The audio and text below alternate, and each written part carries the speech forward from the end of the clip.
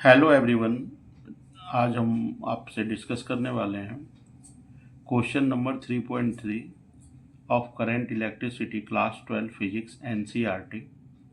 बच्चों, क्वेश्चन में दिया हुआ है at room temperature 27 degree centigrade 27 degree centigrade room temperature पे the resistance of heating element is 100 ohm. एक हीटिंग एलिमेंट है। कहने का मतलब ये है कि अगर यदि हम टेम्परेचर बढ़ाएंगे तो उसका रेजिस्टेंस बढ़ जाएगा। आप जानते हैं कि टेम्परेचर बढ़ाने से रेजिस्टेंस क्या होता है, वायर का बढ़ जाता है।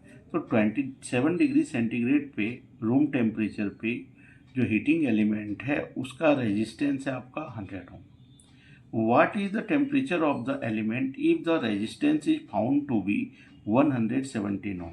अब कहता क्या है कि जो रेजिस्टेंस है हीटिंग एलिमेंट का कितना हो गया, 117 ओम। तो उस समय टेम्परेचर क्या होगा अगर 27 डिग्री सेंटीग्रेड पे 100 ओम रेजिस्टेंस है, तो 117 ओम रेजिस्टेंस कितने डिग्री टेम्परेचर पे होगा। तो that temperature I will have to find, वो टेम्परेचर हमको फाइंड करना है कि कब जो है 117 ओम होगा हीटिंग एलिमेंट का रेजिस्टेंस।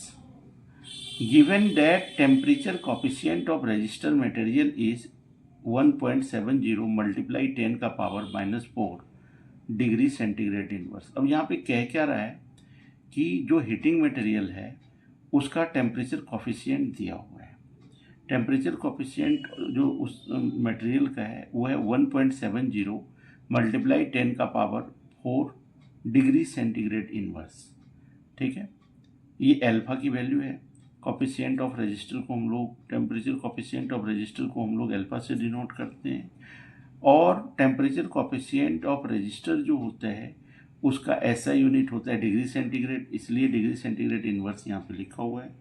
बच्चों, आप temperature coefficient of the material, resistor material को आप यूनिट से भी पहचान सकते हैं कि किसकी वैल्यू है। डिग्री सेंटीग्रेड इनवर्स रहे, it means you will have to understand that this is the value of temperature coefficient of the resistor material। तो बच्चों, यहाँ पे पहले जो दिया हुआ है उसको हम पहले लिखते हैं। तो आंसर here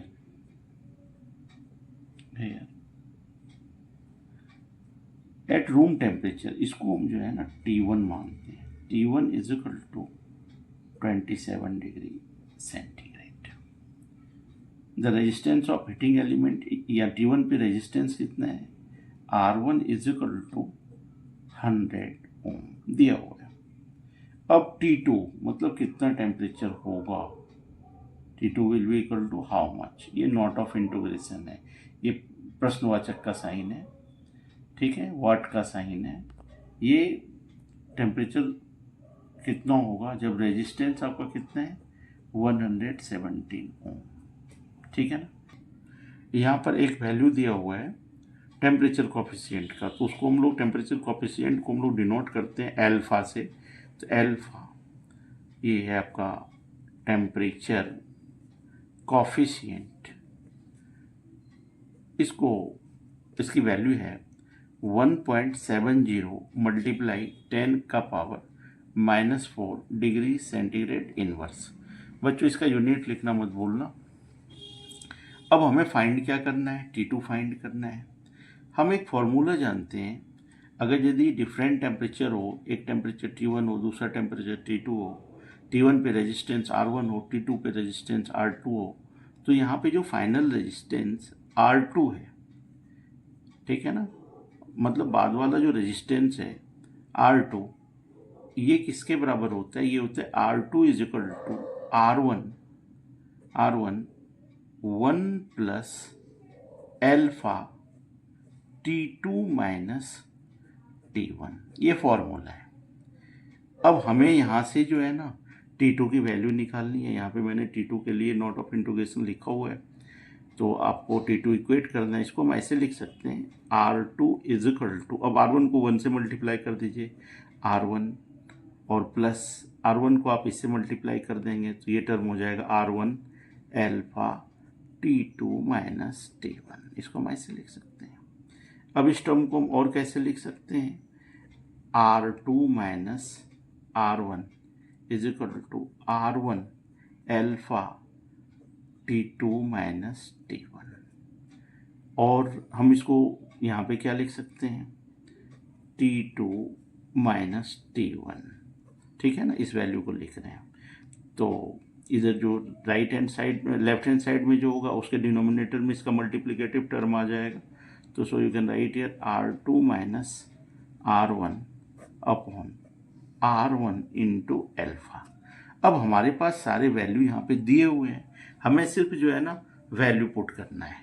तो यहाँ पे हो जाएगा T2 माइनस T1 है आपके पास में, T1 कितने के बराबर है, 27 डिग्री, लिख देते हैं यहाँ पे, ये हो जाएगा 27 degree centigrade is equal to R2 मतलब ये 117 ओम, R1 आपका कितना है, this is 100 ohm upon 100 multiply, dot है इसके लिए मल्टीप्लाई है ये, इसके लिए मल्टीप्लाई का साइन का यूज़ करते हैं। अल्फा की वैल्यू हम यहाँ से रख देते हैं, दिस इज 1.70 एंड मल्टीप्लाई 10 का पावर -4, ठीक है। अब हम राइट साइड वाले को सॉल्व कर लेते हैं, इसको हम लिखेंगे 117 है, 117 में 117 में 100 चला जाएगा तो सिर्फ यहाँ पे बच जाएगा 70 अपॉन 100 मल्टीप्लाई 1.70। अब हम यहाँ से पॉइंट को हटा देते हैं, तो डिवाइड में हम क्या लिख देंगे, 100 लिखेंगे, इसलिए अब उसको हम जो है ना क्या करते हैं, न्यूमरेटर में ले जाते हैं उस 100 को, ये हो जाएगा आपका 100 और यहाँ से ये टर्म कैंसिल हो जाएगा एंड मल्टीप्लाई 10 का पावर -4। अब हम इसको कैसे लिख सकते हैं, यहाँ पर भी 100 है, यहाँ पर भी 100 है, कैंसिल आउट हो गया। अब यहाँ पर 17 1 जा 17 और इसको कितने बार पढ़ेंगे, 10 टाइम्स पढ़ेंगे तो 170 हो जाएगा। अब ये टर्म बन गया 1 अपॉन 10 का पावर, अब 10 का पावर यहाँ पे 1 है और 10 का पावर -4 है, तो यहाँ पे रह जाएगा 10 का पावर -3, ये हो जाएगा आपका T2 माइनस 27 डिग्री सेंटीग्रेड। और इस टर्म को हम ऐसे लिख सकते हैं, T2 minus 27 degree centigrade is equal to 1000।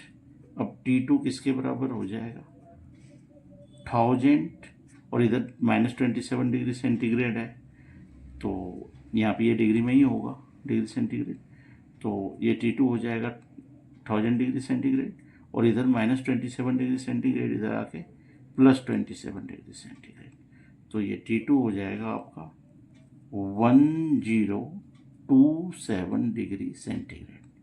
ये इसका रिजल्ट हो गया।